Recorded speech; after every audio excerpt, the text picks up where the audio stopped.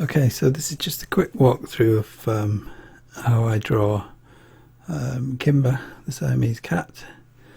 So I've done the initial sketch, done the outline, and now I'm just laying down the foundations really, with various colours. I've got the lighter colours like cinnamon and ivory, pale flesh, light flesh, just putting the colours down where they will be intensified later on.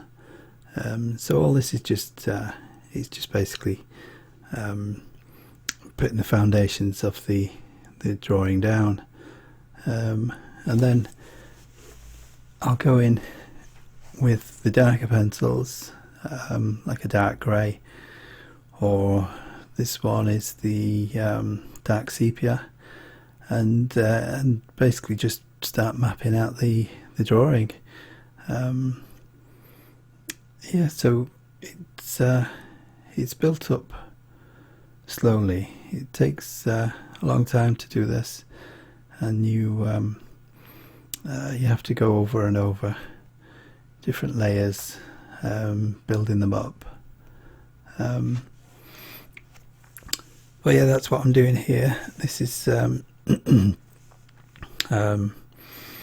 just starting to take shape now.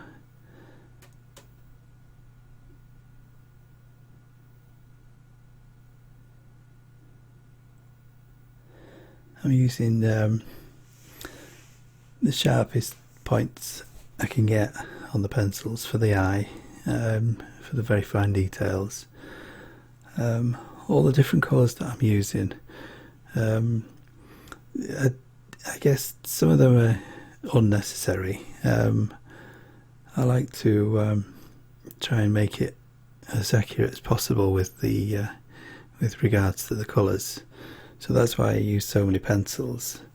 I think I must have used probably 30 or 40 different ones in this, but you could get away with using, you know, a dozen.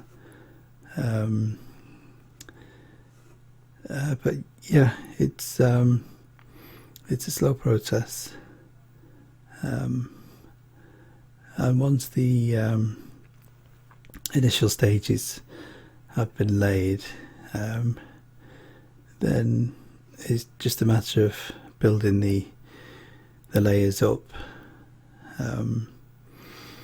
and as I'm going along here, I'm making sure that I'm sticking to the lines, sticking to the outlines. It's quite hard for you to see the outlines here, but they're starting to come together. You can see them a little bit better as they go along, and I start from left to right, right-handed. So yeah, I usually work left to right, but I've got a habit of doing the whole drawing at the same time. I kind of go all over the place, but that works for me. Like I say, I'm just putting the base layers on now, and these will be intensified with the pencils as I go along. So I'm building up the different layers, the different colours, and the different strengths, the pressure that I'm using with the pencils. So all the time I'm just going a little bit harder with the pencils, a bit more pressure.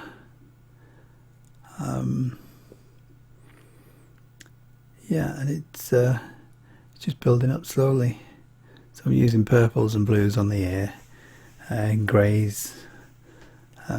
This is just another way of making it a little bit more realistic, because basically the cat looks kind of dark brown, cream, with a bit of orange here and there, but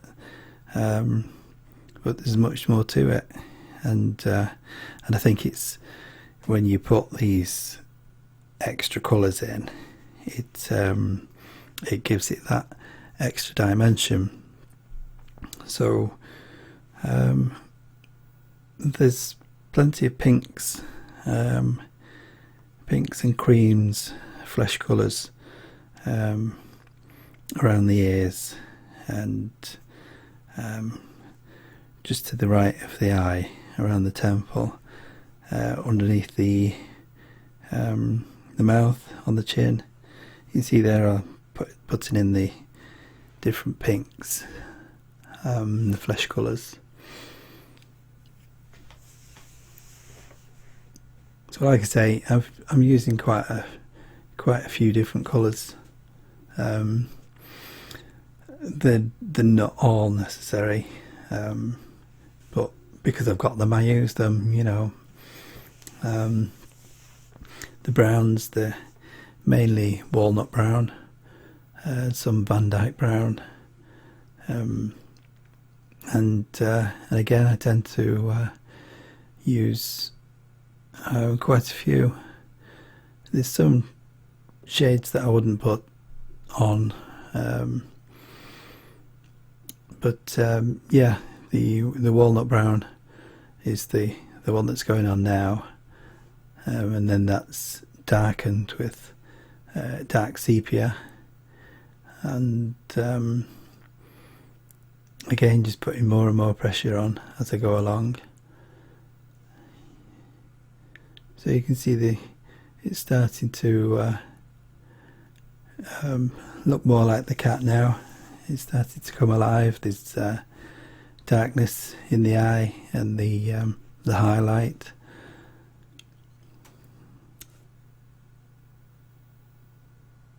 So the orangey colour, that's just gently around the edges of the brown, around the edges of the dark brown, and I'll go over that with the walnut brown. So that's just where the brown is merging into the creamy colour. Yeah, and there's some parts of the cream fur I'll put in as like individual hairs, and some of them won't be. They'll just be you know, blended in. And yeah, it it all depends on the part of the fur. Some bits darker than others. So basically, it's most of the fur has got an ivory base, and then I'll go over doing individual hairs and a bit of shading in with lighter colours. And the individual hairs, I tend to put them in towards the end so they stay crisp and they don't get blurred by any other pencils going over.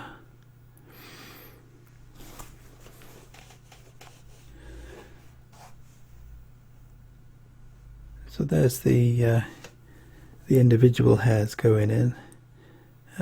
It's quite time consuming.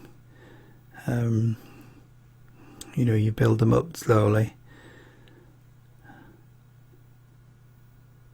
and it's a combination of all sorts of different colours of pencils. So there's some fine hairs going in.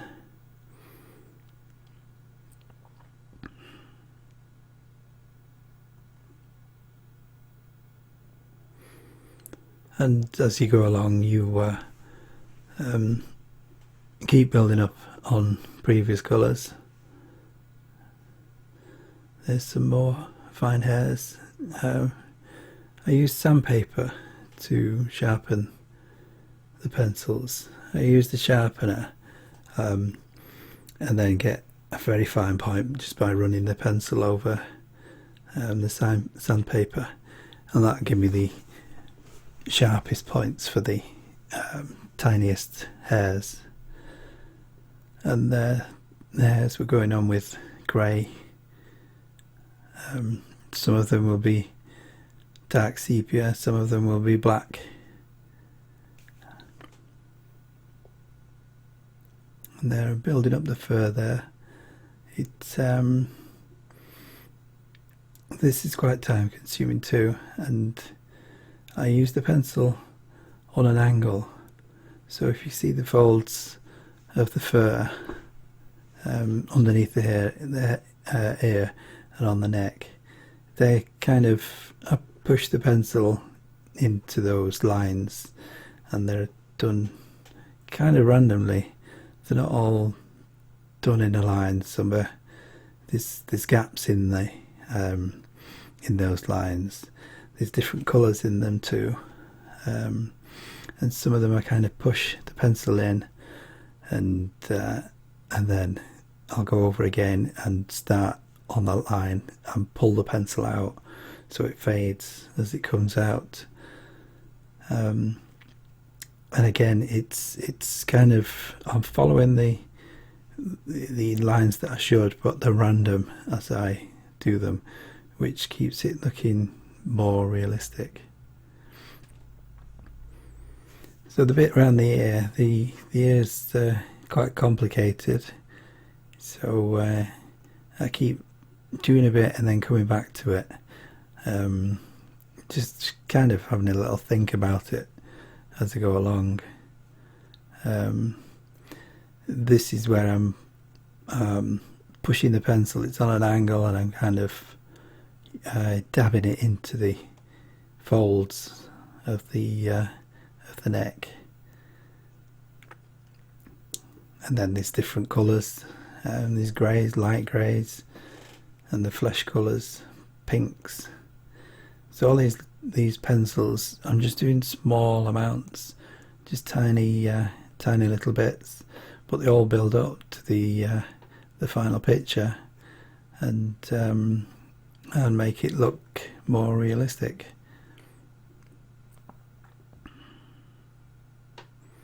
So there I'm going in again with a darker brown, doing some of the individual hairs.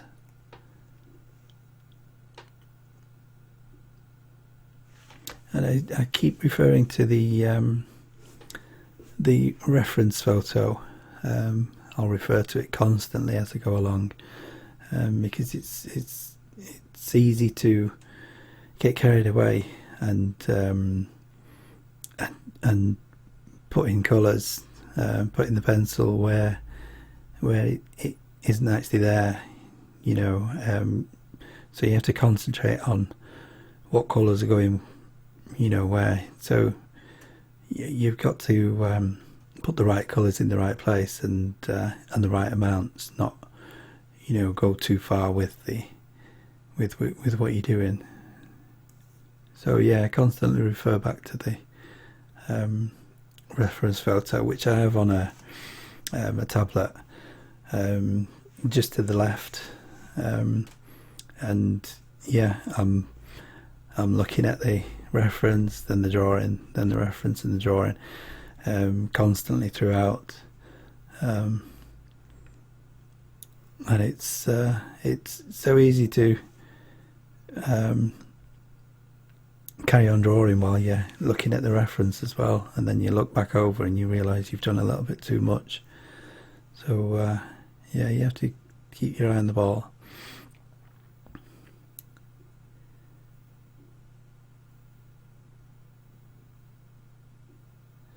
So now the bulk of the drawing's done, and this is just the final touches, which is a good stage of the drawing, and you're just highlighting, darkening some of the areas, and you can see that the folds in the fur are all looking more realistic now. It's all come together.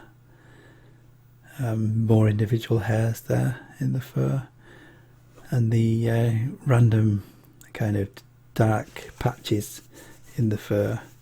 None of them are uniform. Everything's kind of random, like the cat's fur is. And so it's all yeah, it's random, and that gives it the extra realism and all the different colours. Yeah, and that's just about it. So yeah, final touches there, and there's the finished drawing. Hope you enjoyed it, and feel free to subscribe if you want to.